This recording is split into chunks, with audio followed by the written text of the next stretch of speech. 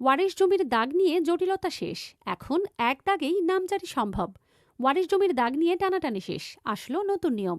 বাংলাদেশে ওয়ারিশ বা উত্তরাধিকার সূত্রে প্রাপ্ত সম্পত্তি নিয়ে দীর্ঘদিনের জটিলতা, বিভ্রান্তি এবং আইনি দ্বন্দ্বের অবসান ঘটিয়েছে ভূমি মন্ত্রণালয়।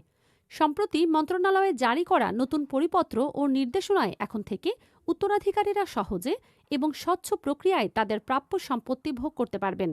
আগে ওয়ারিশ সম্পত্তি জমাভাগ না করে নামজারি বা বিক্রির ক্ষেত্রে সাধারণ মানুষের মধ্যে আইনি অনিশ্চয়তা ছিল।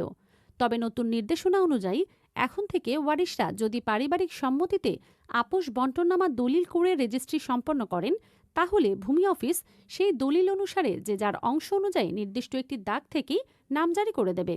অর্থাৎ কোনো ওয়ারিশের ভাগে যদি একটি দাগে 10% জমি নির্ধারিত হয়, তবে তিনি সেই এক দাগ থেকেই সম্পত্তির সম্পূর্ণ মালিক হিসেবে নামজারি করতে পারবেন এবং বিক্রি, হস্তান্তর সহ সব ধরনের আইনি কার্যক্রম পরিচালনা করতে পারবেন।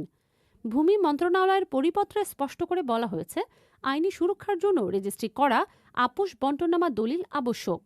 আপোষ বন্টননামা দলিল ছাড়া এক দাগ থেকে অংশবিশেষ বিক্রি করলে তা বৈধ হবে না। যদি উত্তরাধিকারীরা শুধু ওয়ারিশ সনদের মাধ্যমে নামজারি করেন, তবে পূর্বের নিয়ম অনুযায়ী দাগে দাগেই মালিকানা থাকবে এবং সেই অনুযায়ী বিক্রি করা যাবে। কিন্তু আইনি স্বচ্ছতা ও শান্তিপূর্ণ মালিকানা নিশ্চিত করতে আপোষ বন্টননামা দলিল করে নির্দিষ্ট দাগে নামজারি করাই সবচেয়ে নিরাপদ।